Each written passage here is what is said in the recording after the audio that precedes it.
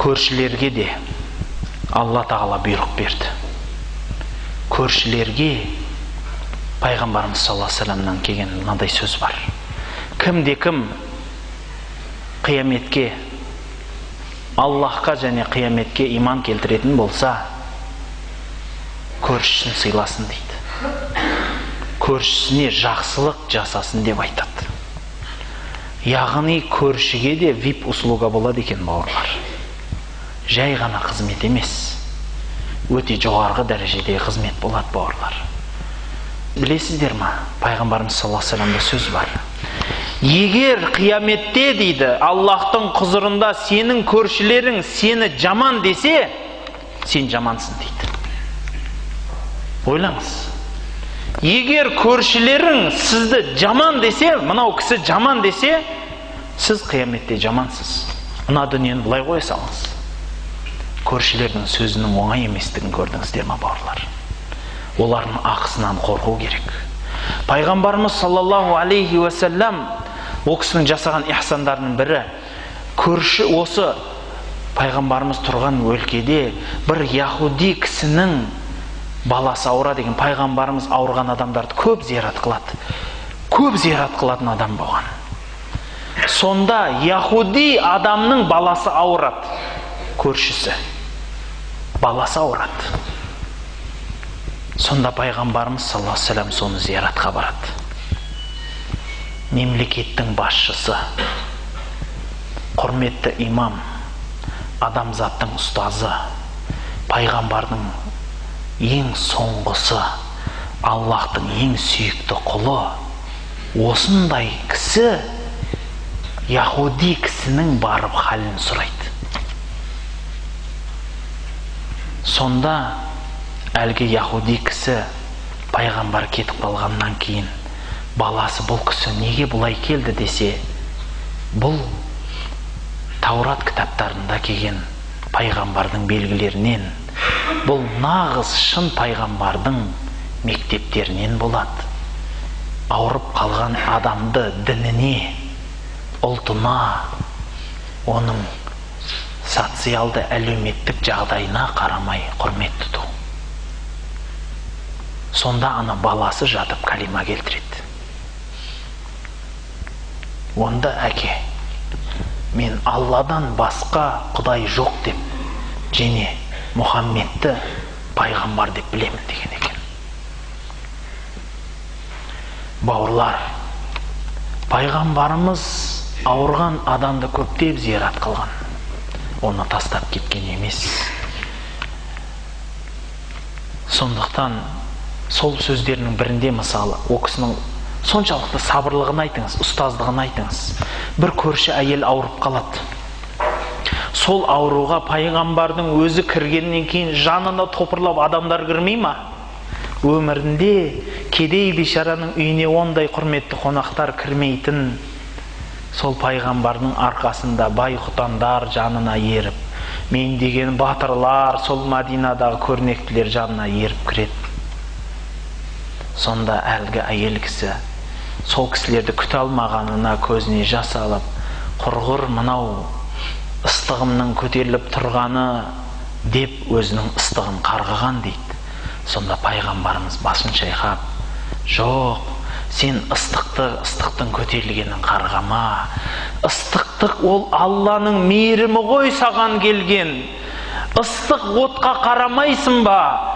Ыстық отқа темірді салсаң, темірдің татын кетіреді ғой, темірді жалтыратады. Қазанды теріс қаратып отқа күйдірсең, қазаның аппақ болады, жуғанда үйтіп ағарта алмайсың. Сені де осы ыстық бүкіл зең татыңның бәрін кетіріп, күнәңді кешіріп жатыр ғой депті.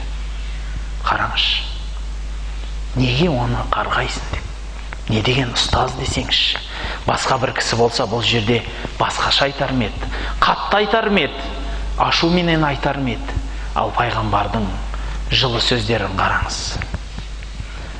Сізбенен біз бір ауырып қалсақ, сол ауруды қайғырып кетеміз. Құдай маған неге беріп қойды? Мен не жаздым? Мына жерім алып бара жатыр, мына жерім түсіп бара жатыр. Ах деп біраз жаққа барып қайтамыз. Бауырлар, күнәңіз төгіліп жатыр ғой. Алла тағала тегіннен тегін сізге күнәңіздің төгетінін затты алып кеп берді ғой. Пайдаланып қалмайсыз ба? Ауырып тұрғанда Алланы көп зікір етесіздер. Ал сау болғанда ше, бауырлар. Ауырған адам дәрігерге барады. Дәрігер екі қолын көтерсе молдаға келеді. Құдайдың үйін іздейді бәрібір. Мен деген адам болса да дәрігер екі қолын көтерсе қайда барады? Молдекеңнің үйіне барады, есігін қағып мешітке келеді. Имеке, молдеке, құтқаршы, бір үф дейтін, сүф дейтінің бар ма? Немесе дұға қылып қол жайып жіберіп аумин дейтінің бар ма? Мынау ауруды дәрігерлер жаза алмай кетті дейді. Қараңызшы. Бәрібір қағатын есігіңіз ғой, бауырлар. Бәрібір қағатын есігіңіз екен. Неге соны сау уақытыңызда қақпадыңыз? Неге соны кеңшілік уақытында қақпадыңыз?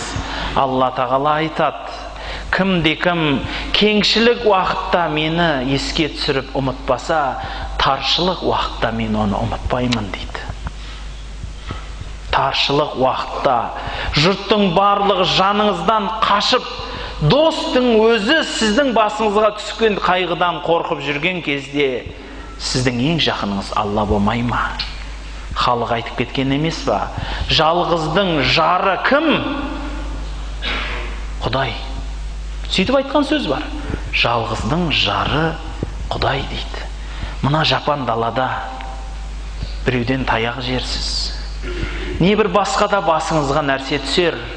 Содан қысылғаныңыз сонша, кел деп иық сүйейтін адам іздеп қолыңызбенен қарбанған уақытыңызда ағайын туыс, дос жарандар қашқан уақытта кім қалады жаныңызда, бауырлар?